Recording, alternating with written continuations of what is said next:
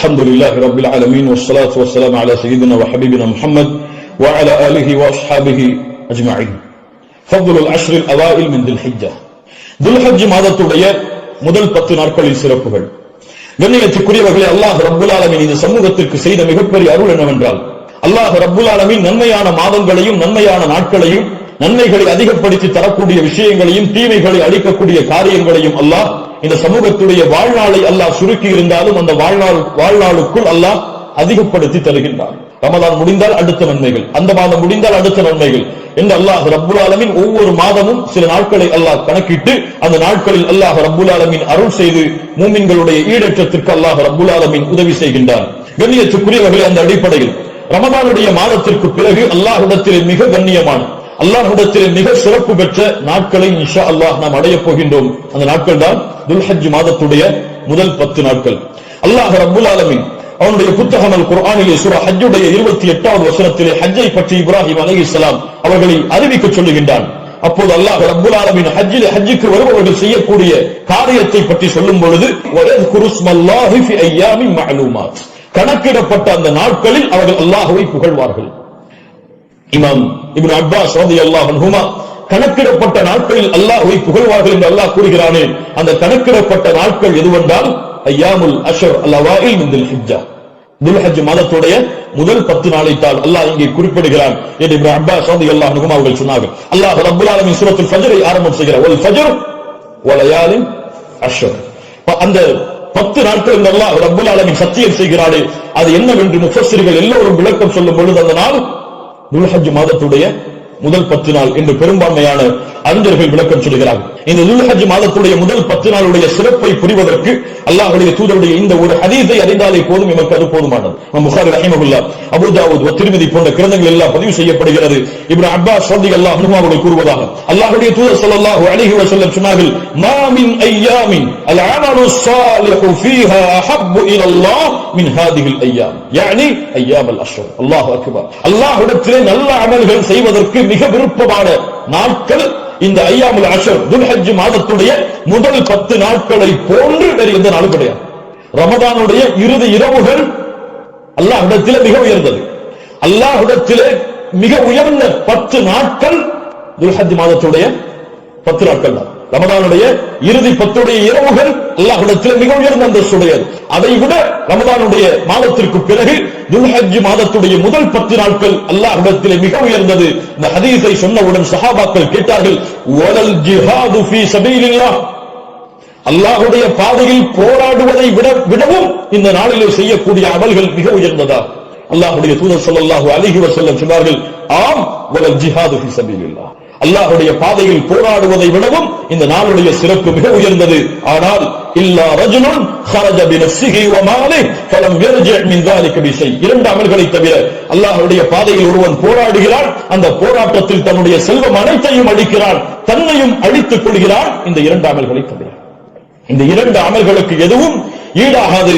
இந்த 2ஐ தவிர மற்ற இருக்கக்கூடிய அனைத்து அமல்களை விடவும் இந்த துல் ஹஜ் மாதத்துடைய முதல் 10 செய்யக்கூடிய அமல்களுடைய அந்தஸ்து உயர்ந்தது என்று அல்லாஹ்வுடைய தூதர் முஹம்மது ரசூலுல்லாஹ் ஸல்லல்லாஹு அலைஹி வஸல்லம் சொன்னார்கள். ஏன் இமாம் ஹாஃபிஸ் இப்னு ஹஜர் அல்-அஸ்கலானி ரஹிமஹுல்லாஹ் அவர்கள் சொன்னார்கள், ஏன் இந்த 10 நாட்கள் சிறந்தது? அல்லாஹ் ரப்புல் ஆலமீன் அமல்களுடைய தாய்களை எல்லாம் இந்த நாட்களில் வைத்திருக்கிறான். வேறு எந்த நாட்களிலும் செய்ய முடியாத அமல்களை அல்லாஹ் இந்த நாளிலே வைத்திருக்கிறான். ஏன்?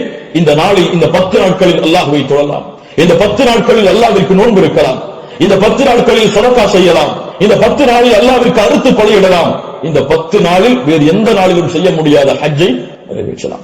எல்லா அமல்களும் ஒன்று சேரக்கூடிய நாட்களாக இந்த 10 நாட்கள் இருப்பதால் அல்லாஹ்விடத்திலே அல்லாஹ்வுடைய கணக்கீட்டுடைய நாட்களில் இந்த நாட்களை போன்ற அந்தஸ்துடைய நாட்கள் கிடையாது என்று இமாம் ஹாஃபிஸ் இப்னு ஹஜர் அஸ்கலானி ரஹிமஹுல்லாஹ் அவர்கள் சொன்னார்கள். இந்த நாட்களில் நோன்பு வைக்கலாமா? இதில் வரக்கூடிய 10 நாளில் 10வது நாள் நோன்பு வைப்பது ஹராம். ஏன்? ஈதுடைய நாள். இந்த 10வது நாளை தவிர வரக்கூடிய 9வது நாளும் நோன்பு வைப்பது சுன்னாவா? முஸ்லிம் ரஹிமஹுல்லாஹ் இல்மை தேடக்கூடிய மாணவர்கள் என்பதால் இந்த விளக்கங்களை கொடுக்கிறேன். முஸ்லிம் ரஹிமஹுல்லாஹ் அவர்கள் சொன்னார்கள், ஆயிஷா ரலியல்லாஹு அன்ஹா அவர்கள் கூறுவதாக, மா ரஅய்து ரசூலுல்லாஹி ஸல்லல்லாஹு அலைஹி வஸல்லம் ஸாயிமன் ஃபில் அஷ்ர் கத்து. கொஞ்சம் குழப்பமா இருக்கும், புரிய முயற்சி. அல்லாஹ்வுடைய தூதர் துல் ஹஜ் மாதத்துடைய முதல் 10 நாட்களும் ஒருபோதும் நோன்பு வைத்ததில்லை. யாருடைய அறிவிப்பு? ஹஃப்ஸா ரலியல்லாஹு அன்ஹா யார்? அல்லாஹ்வுடைய தூதருடைய மனைவிதான். நஸை போன்ற கிரந்தங்களில் சஹீஹான அறிவிப்பாக பதிவு செய்யப்படுகிறது, லம் யத ரசூலுல்லாஹி ஸல்லல்லாஹு அலைஹி வஸல்லம் சியாம திஸ்இதுல் ஹிஜ்ஜா. அல்லாஹ்வுடைய தூதர் ஸல்லல்லாஹு அலைஹி வஸல்லம் துல்ஹஜ் மாதத்துடைய முதல் 9 நாளும் எப்போதும் நோன்பு விட்டதில்லை. ஒரு ஹதீஸ் என்ன சொல்கிறது?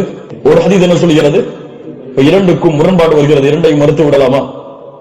உலமாக்கள் இரண்டையும் எப்படி சேர்த்து புரிவது என்பதை சொல்லுகிறார். இதான் ஃபஹ்மு ஃபில் இல்ம், இல்மை புரிந்து கொள்வதனுடைய அடிப்படை. எப்படி இரண்டையும் சேர்த்து பார்ப்பது?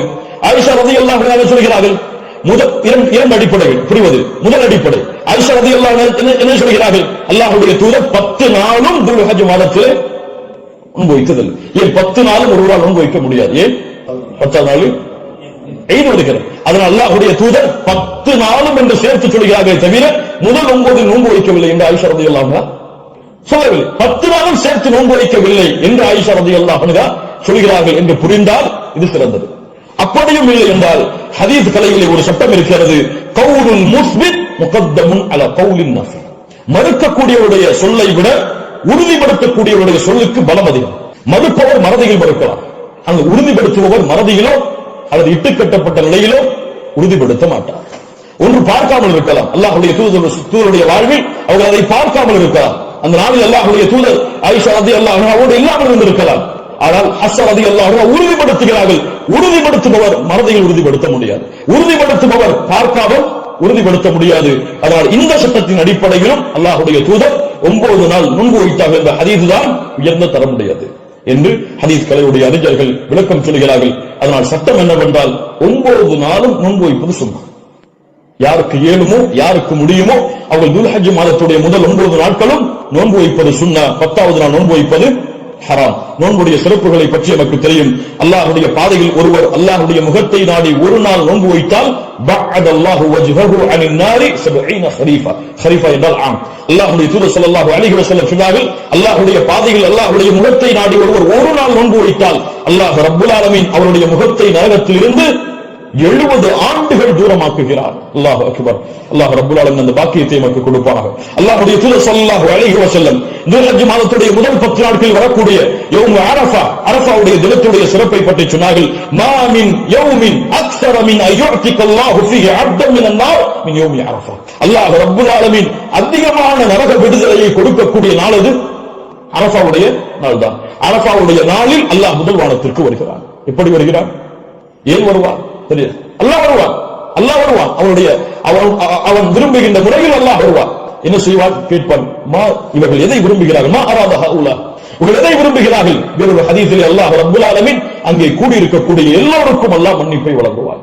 அல்லாஹ் ரப்பல் ஆலமீன் அப்படிப்பட்ட மன்னிப்பாளர்களாக ஹஜ் செய்த நம்முடைய முஸ்லிம்களையும் மூமின்களையும் அல்லாஹ் ஆக்குவான். அல்லாஹ்வுடைய தூதர் ஸல்லல்லாஹு அலைஹி வஸல்லம் சொன்னார்கள், அரஃபாவுடைய அந்த இடத்தில் ஒன்று கூட முடியாத மூமின்களை, ஹஜ்ஜுக்கு செல்ல முடியாத மூமின்களுக்கு அல்லாஹ்வுடைய தூதர் சொன்னார்கள், சியாமு யௌமி அரஃபா, அரஃபாவுடைய நாளில் நோன்பு வைப்பது அவருடைய முன் சென்ற ஒரு வருடத்துடைய பாவத்திற்கும் பின் சென்ற ஒரு வருடத்துடைய பாவத்திற்கும் பாவ மன்னிப்பாக இருக்கும். அல்லாஹ் அக்பர்.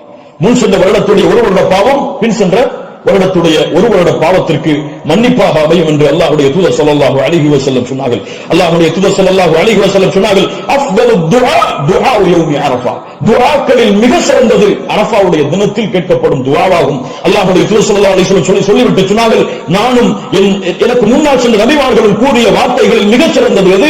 லா இலாஹ இல்லல்லாஹ் வஹ்தஹு லா ஷரீக லஹ், லா இலாஹ இல்லல்லாஹ் வஹ்தஹு லா ஷரீக லஹ். இதுதான் மிக சிறந்தது அரஃபாவுடைய தினத்தில் கேட்கப்படக்கூடிய துஆ. கண்ணியத்துக்குரியவர்களே, இந்த 10 நாட்களில் அதிகமான அமல் செய்யக்கூடிய மூமின்களாக இருப்போம். இந்த 10 நாளை எப்படி கண்ணியப்படுத்த வேண்டுமோ அந்த கண்ணியப்படுத்தினால் அல்லாஹ் ரப்பல் ஆலமீன் இந்த நாட்களுக்குரிய கூலியை நமக்கு கொடுப்பான். இறுதியாக சுருக்கமாக இந்த கடமையுடைய ஒரு சிறிய சட்டம் என்னவென்றால், அல்லாஹ் ரப்பல் ஆலமீன் உதுஹியா என்றால் அல்லாஹ்வுடைய பெயரை கொண்டு அல்லாஹ்வுடைய முகத்தை நாடி ஒட்டகத்தையோ மாட்டையோ ஆட்டையோ யௌமுல் ஈத் அன்று அல்லது அய்யாமுத் தஷ்ரீக் அதற்கு தொடர்ந்து வரக்கூடிய 11, 12, 13 இந்த நாட்களில் அல்லாஹ்வை நெருங்குவதற்காக இந்த 3 விலங்கினங்களையும் அறுத்து பலியிடுதல் தான் உதுஹியா. அல்லாஹ் ரப்பல் ஆலமீன் கூறுகிறான், இன்னா அத்தயினாக அல் கௌஸர், அல்லாஹ் ரப்பல் ஆலமீன் நபியே கௌஸர் என்ற தடாகத்தை உமக்கு வழங்குகிறான். அதனால் ஃபஸல்லி லிரப்பிக வன்ஹர், அல்லாஹ்வை தொழு, அல்லாஹ்விற்கு அறுத்து பலியிடுங்கள். வன்ஹர் வல்பா, அல்லாஹ்விற்கு அறுத்து பலியிடுங்கள் என்று அல்லாஹ் ரப்புல் ஆலமீன் கட்டளையிடுகிறான். இந்த உதுஹியாவுடைய விஷயத்தில் உலமாக்கள் மத்தியிலே கருத்து வேறுபாடு இருக்கிறது. சில உலமாக்கள் சொல்கிறார்கள் உதுஹியா என்பது வாஜிப், அதை விட்டால் பாவம். உதுஹியா வாஜிப், அதை விட்டால் பாவம். ஆனால் ஜும்ஹூர் அஹ்லுல் இல்ம் உலமாக்களுடைய ஒட்டுமொத்த கூட்டத்துடைய கருத்து என்னவென்றால், பெரும்பான்மையான உலமாக்களுடைய கூட்டத்துடைய கருத்து என்னவென்றால், உதுஹியா சுன்னah, விட்டால் மக்ரூஹ், விட்டால் வெறுக்கத்தக்கது. அல்லாஹ்வுடைய தூதர் தன்னுடைய இறுதி 10 ஆண்டுகளில் ஒருபோதும் உதுஹியாவை தாங்கள் கரத்தால் அறுப்பதை விடவும். இது சுன்னah, ஆனால் விட்டால் பெரும்பாவம் கிடையாது, வெறுக்கத்தக்கது. கண்ணியத்துக்குரியவர்களை யாருக்கு அல்லாஹ் வசதி செய்திருக்கிறானோ அவர்கள் எவ்வளவு விலங்குகள், அந்த ஆடுகளையோ மாடுகளையோ ஒட்டகங்களையோ அறுத்து பலியிட முடியுமோ அவர்கள் அறுத்து பலியிடலாம். ஒருவருக்கு ஒரு ஆடுதான். ஒரு மாட்டை ஒருவர் முழுவதாக அறுப்பதற்கு அவருக்கு செல்வம் இருந்தால், வசதி இருந்தால் அறுக்கலாம். அல்லது அந்த மாட்டை 7 பேர் பங்கு கொள்ளலாம். ஒட்டகமாக இருந்தால் அவர்களும் அதில் 7 பேர் பங்கு கொள்ளலாம். இப்படி ஒரு ஆட்டை ஒருவர், மாடை 7 பங்காக வைக்கலாம், ஒட்டகத்தை 7 பங்காக வைக்கலாம். அல்லது ஒட்டகம் முழுவதையும் ஒருவர் கொடுக்கலாம், மாடு முழுவதையும் ஒருவர் கொடுக்கலாம். 2 ஆடுகள் 3 ஆடுகள் என்று ஏழைகளுடைய கஷ்டங்களை நீக்க அல்லாஹ்வுடைய முகத்தை நாடுபவர்கள் எவ்வளவு அல்லாஹ் அவர்களுக்கு செல்வத்தை விசாலப்படுத்தி இருக்கிறாரோ அவ்வளவு அவர்களும் விசாலப்படுத்தலாம். அந்த விலங்குகளுடைய சட்டம் என்ன? ஆடாக இருந்தால் 1 வருடம் பூர்த்தியாக இருக்க வேண்டும், 2வது வருடத்தில் நுழைந்திருக்க வேண்டும். மாடாக இருந்தால் 2 வருடங்கள் பூர்த்தியாக இருக்க வேண்டும், 3வது வருடத்தில் அது நுழைந்திருக்க வேண்டும். ஒட்டகமாக இருந்தால் 5 வருடம் பூர்த்தியாக இருக்க வேண்டும், 6வது வருடத்தில் அது நுழைந்திருக்க வேண்டும். யாருக்கெல்லாம் ஒரு முழு குடும்பமாக ஒரே இடத்திலே ஒரே உணவை சாப்பிட்டு வசித்தால் அந்த முழு குடும்பத்திற்கும் ஒரு ஆடு போதுமானது, அல்லது முழு குடும்பத்திற்கும் ஒரு மாடு போதுமானது, அந்த முழு குடும்பத்திற்கும் ஒரு ஒட்டகம் போதுமானது.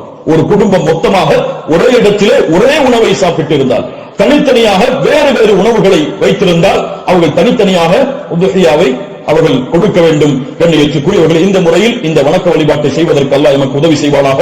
லை யனாலல்லாஹு லுஹுமுஹா வலா திமாஉஹா, இதனுடைய மாமிசங்களோ இரத்தங்களோ அல்லாஹ்வை சென்றடைவதல்ல, வலாக்கின் யனாலுஹு தக்வா மின்கும், உங்களுடைய உள்ளத்தில் இருக்கக்கூடிய தக்குவாதான் அல்லாஹ்விடத்தில் சென்றடைகிறது.